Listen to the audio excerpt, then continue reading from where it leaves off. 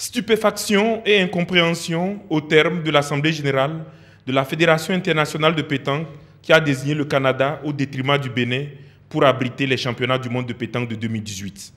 Pourtant, rien ne présageait d'une telle issue à l'étape de la présentation des deux candidatures.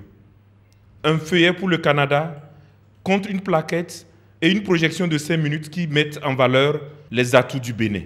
Nul n'ignore ici présent les prouesses et les prestations qualitatives des joueuses et joueurs du continent africain à travers toutes les compétitions organisées par la FIPJP. À mon avis,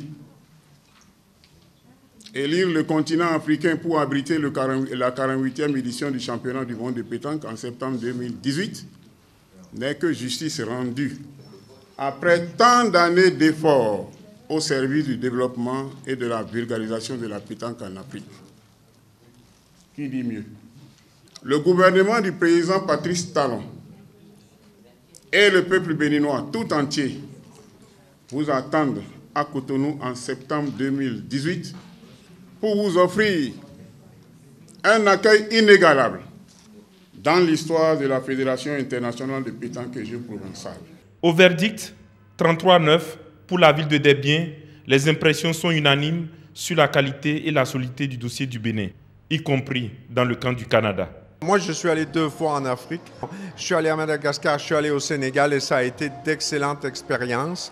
Et les joueurs avaient beaucoup apprécié. Donc, je pense que le dossier du Bénin en matière de capacité d'organiser un championnat du monde comme il faut est très bon. Et bon, c'est juste le momentum qui a fait ça, quoi. Les impressions sont bonnes parce que quand vous allez à une élection, ou vous gagnez ou vous perdez. C'est tout. Mais ce qu'il faut retenir, c'est qu'il y a une leçon qui se dégage de cette histoire. Vous savez que les Africains n'ont pas effectué le déplacement en tant que tel et que les pays européens, c'est des gens qui nous dépassent pratiquement en nombre. Donc c'est la loi du nombre qui a prévalu. En tout cas, ce que je sais, pour une élection, ou vous gagnez ou vous perdez, et c'est le sport qui gagne. Ben moi, je n'ai pas apprécié le sens du vote. Il y a un vote, on est obligé de s'incliner devant le vote.